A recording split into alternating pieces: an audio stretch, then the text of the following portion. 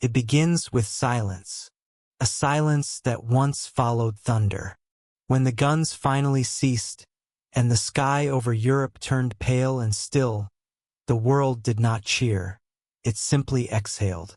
For 4 long years, men had lived in the mud, under shells beside death. And now, as the war neared its end, the only voices that remained were those preserved in ink. Letters from the trenches, written by men who would never speak again.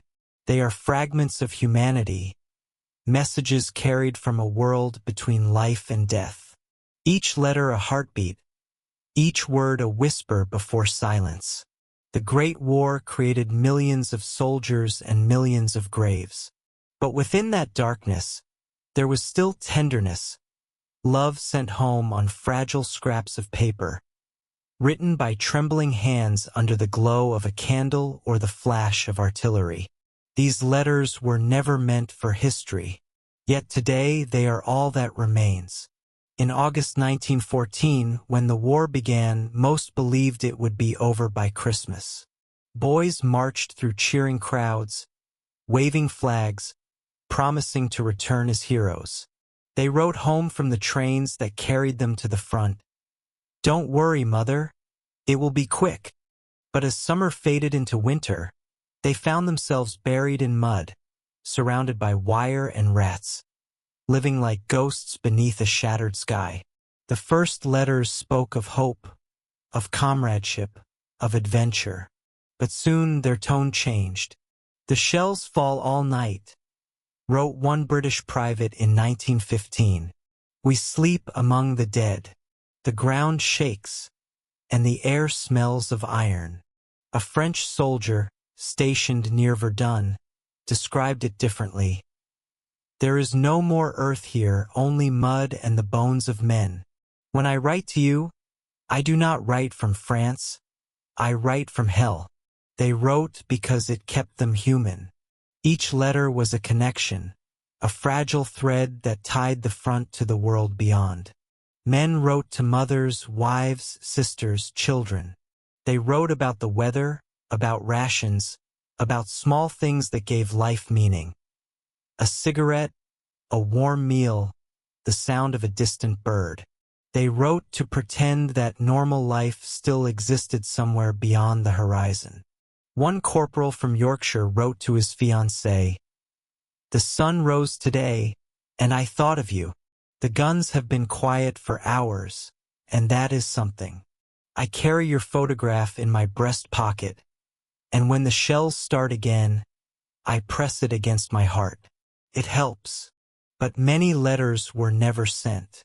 They were found later, folded neatly in pockets, stained with mud and blood. Some were half-finished, interrupted by death mid-sentence. One Canadian soldier's last words were, "Tell Father I." The rest was washed away by rain. On both sides of the front, men shared the same fears, the same longings. A young German private wrote home in 1916, "The English are not devils. Yesterday one shouted something across the wire. I could not understand him, but I think he was laughing. It made me sad, because I remembered my brother. He would have been his age." War reduced enemies to silhouettes in the fog, but letters revealed their faces again. In the trenches, paper became sacred. Soldiers risked punishment to write honestly. Censorship officers cut out sentences, but the truth always bled through the ink. Some letters hid despair behind jokes. Others begged forgiveness. Some simply described the horror in words too calm to believe. "We are surrounded by the dead," wrote a sergeant at the Somme. "They are our company now. When I close my eyes, I see their faces. When I sleep, I hear their voices." The letters that survived form a chorus, thousands of voices speaking from the mud. They are not about battles or strategies. They are about rain, fear, hunger, loneliness, and love. They show not the war of generals, but the war of men.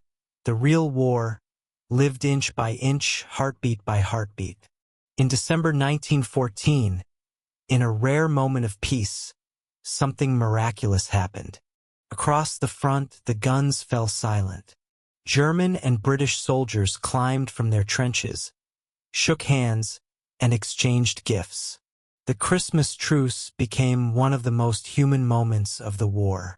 They sang carols, played football, and for a few hours remembered what it meant to be alive. Letters home captured the wonder of that night. One British private wrote, "We met the enemy today, and he was just a man. He gave me a cigar and I gave him a biscuit. I will never forget the sound of our songs blending together. For once, the stars did not seem so far away." A German letter from the same day reads, "I shared wine with an Englishman. He showed me pictures of his children. We laughed at how alike they were to mine. How strange that tomorrow we will try to kill each other again." The truce did not last. Commanders ordered the men back to war. The guns roared once more, drowning out the brief harmony. But the letters preserved that fragile glimpse of peace, proof that even in the worst of times, compassion could still exist. By 1917, the tone of the letters had changed again. Hope had become exhaustion.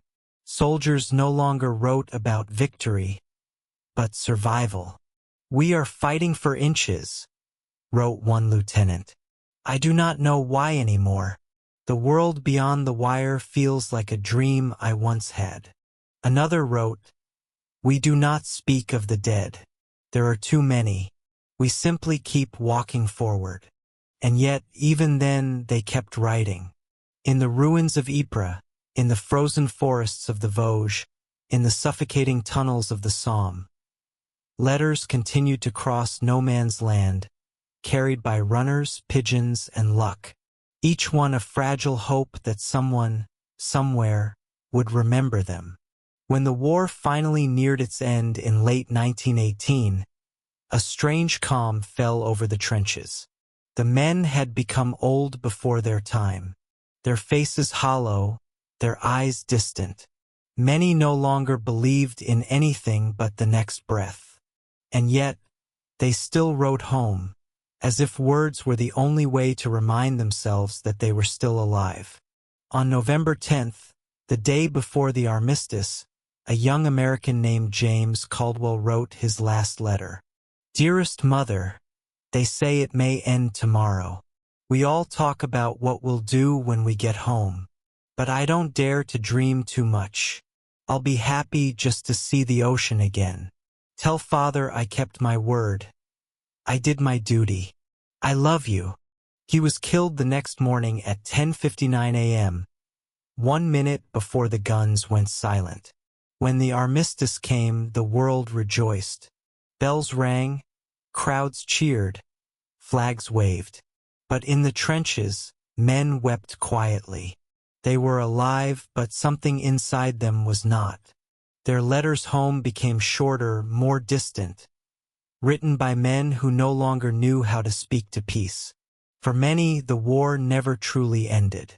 They returned home to a world that could not understand. Their letters stopped, and the silence grew. Today, those letters are preserved in museums and archives, but their true place is in the heart. They are reminders that history is not written only in battles and treaties, but in words of love and fear scratched into paper by trembling hands. They show that even in a world consumed by violence, the human spirit sought connection, meaning, and forgiveness.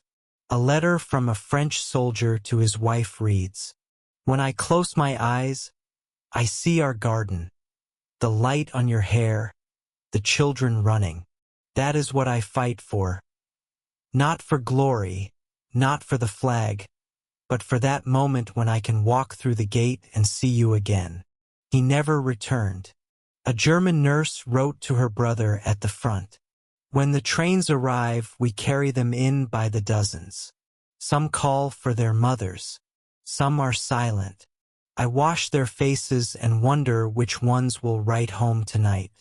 Please, if you can, send me one line, just to know you are still there. Her brother's reply came weeks later, in a letter found unopened among her things. She had died in an air raid. The letters connect them all, the soldier, the nurse, the mother, the lover. Across borders, across languages, they share the same heartbeat. Fear, love, and longing for home. They are what remains when everything else is lost. And when we read them today, more than a century later, we hear not just their words, but their silence. The silence that followed after the last pen fell, after the last voice faded. In that silence there is truth. That war, for all its noise, ends not with victory or defeat, but with the quiet absence of those who once spoke. That behind every headline, every monument, there were hearts that beat, hands that wrote, and dreams that died in the mud. The Great War ended in 1918, but its letters still speak. They speak of the cost of pride, of the strength of love, and of the fragility of peace. They are voices before silence, the final testament of humanity before it was drowned in the roar of the 20th century. When you hold one of those letters, you are not touching paper. You are touching time itself, the echo of a breath taken long ago, in a world that believed it could never end. And as long as we remember those voices, perhaps the silence will never win.